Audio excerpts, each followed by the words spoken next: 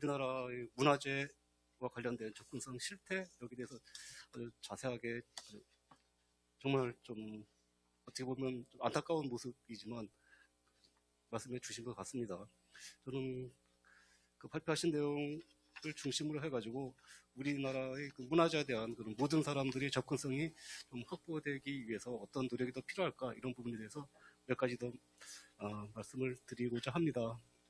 먼저 제 말씀의 시작을 관광이라는 단어부터 한번 살펴보고 싶습니다. 관광이라는 것은 중국 주나라 시대의 역경에 나오는 관국지광, 이용, 빈우왕이라는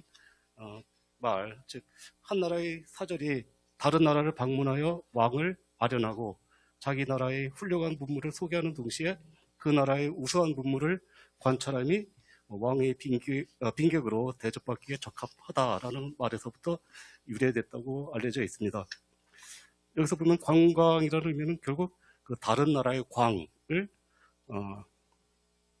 바라보는 것, 또 관찰하는 것이라고 이렇게 얘기할 수 있을 것 같은데, 이 광이라는 말은 결국 그 나라의 어떤 우수한 문물이라는 것을 의미한다고 할 수가 있고, 그런 우수한 문물에는 많은 것이 포함되어 있을 수 있지만 무엇보다도 그 나라의 문화유산인 문화재, 그리고 아름다운 자연 풍경이 빼놓을 수 없는 중요한 그런 관심 대상이 아닐까 생각이 되어집니다. 결국 이 문화라는 것, 특히 그 문화유산인 문화재는 관광 매력물로서 중요한 위치를 점하고 있지만 국내외를 막론하고 이 문화재를 둘러싼 어떤 보존과 활용이라는 상충된 가치는 첨예하게 대립하고 있는 것 같습니다. 하지만 요즘 세계적인 추세를 보면은 이 문화재에 대한 어떤 활용에 대한 비중이 점점 커지고 있는 것 같아요. 그렇지만 장애인이라든가 노인, 영유아 동반 보호자 등이 포함되는 이 관광 약자의 접근성에 대해서 얘기할 때는 이 보존과 활용이라는 그런 논쟁 그 자체가 무의미해지지 않나 이렇게 생각이 되어집니다. 이 점에 대해서는 좀 전에 전윤선 대표께서 그 우리나라의 어떤 문화재의 물리적인, 정보적인, 그리고 서비스 측면의 어떤 접근성에 대해서 구체적으로 말씀해 주셨기 때문에 더 이상 부과할 부분이 없다고 생각이 되어집니다. 잘 알고 있지만 사실 그동안 이 문화재를 기반으로 하는 관광지를 모든 사람들이 접근할 수 있는 그런 어떤 편의시설을 설치하는 것에 대해서 문화재청은 그 문화재를 훼손한다는 이유로 반대 입장을 강력하게 유지해 왔던 것이 그동안의 어떤 논지였지 않나 이렇게 생각이 되어집니다. 근데 이런 논지가 얼마나 이제 광범위하게 퍼져 있는지 제 개인적인 경험을 잠깐 곁들여서 말씀드리면은 얼마 전 경상남도 김해시에 있는 한옥체험관이라는 곳을 방문한 적이 있습니다. 이 한옥체험관은 지금 열린 관광지 중에 하나로 지금 개발되고 있는데 그 곳에 가보면은 사실 이 관광 약자들을 위한 어떤 편의시설 이런 부분들이 거의 설치되어 있지 않아가지고 또 휠체어 사용자들이 그런 체험에 참가할 수 있는 그런 기회 자체가 이제 지금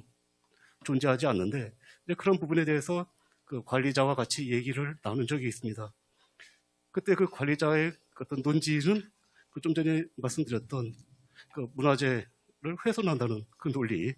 그것이 그대로 거기에도 적용되고 있는 그런 모습을 보고 참 안타까운 그런 생각이 들었던 적이 있는데, 뭐 고유한 그죠? 어떤 진정성 있는 그런 문화재에 대한 훼손의 문제, 이 부분이 지금 관광객들이 체험을 위해서 만든 그런 시설에까지도 그렇게 적용되고 있다는 그런 것은 좀 개선되어야 되지 않을까 이렇게 생각이 되어집니다. 문화재는 그 소중한 유산으로서 당연히 보존, 보호되어야 되겠죠. 그렇지만 관광 약자를 위한 편의시설 설치가 문화재 가치를 훼손시킨다든가 아니면 문화재의 보존, 보호를 위해 일부 국민의 어떤 국민들이 그 문화재의 가치를 충분히 공감할 수 있는 기회를 얻지 못해도 무방하다라는 그런 식의 어떤 논리는 모든 국민의 문화 향유권 보장을 규정한 헌법 11조 그리고 장애인의 문화예술 활동에 참여를 보장한 그리고 또 정당한 편의를 제공해야 한다는 것을 규정한 장애인 차별 금지와 권리 구제에 관한 법률 시행령 제15조의 규정과 명백히 배치되는 그런 모습이라고 할 수가 있을 것 같습니다. 다른 나라들의 모습은 좀 어떤지 좀 살펴보면은 전윤서 대표께서 이제 말씀하셨듯이 일본의 슈라성이라든가 오사카성 뭐 이런 부분뿐만 아니라 스페인의 아벨라시의 어떤 성곽과 교회들 그리고 중국의 만리장성, 인도의 타지마을 등에도 관광약자를 위한 여러 가지 편의시설이 이제 갖춰져서 관광약자들이 접근성을 향상시키는 그런 노력을 오래전부터 수행하고 있는 모습을 볼 수가 있습니다. 특히 그 스페인의 아벨라시 같은 경우는 도시 전체가 그 세계문화유산으로 지정되어 있는 아주 자그마한 도시지만 2000년대 초부터 아벨라를 모든 사람들이 접근할 수 있는 도시로 만들기 위한 계획을 수립해서 필요한 사업들을 체계적으로 지금 추진하고 있는 것으로 알려져 있습니다. 또 유네스코와 많은 국가들도 그 세계 문화유산에 대한 모든 사람들의 접근성 보장을 위해서 많은 노력을 기울이고 있는데 예를 들면 베를린 같은 경우 1995년에 그 문화유산법을 제정해서 그 법 안에 문화유적 관리자들은 모든 의사결정에 이동성의 제약을 가지고 있는 사람들의 욕구를 고려해야 함을 명백하게 명시를 하고 있습니다. 또 유럽의 11개의 나라의 단체들은 그 문화유산에 대한 접근성 관련 우수 실무 가이드라인을 공동으로 마련해서 같이 공유함으로써 그런 문화유산에 대한 접근성을 높이기 위한 많은 노력을 기울이고 있는 것을 봐더라도 이 문화재에 대한 모든 사람들의 접근성 향상이 그 문화재가 가지고 있는 어떤 가치 보존, 보호 노력과 결코 상충되지만은 않는다는 것을 우리가 알 수 있을 것 같습니다.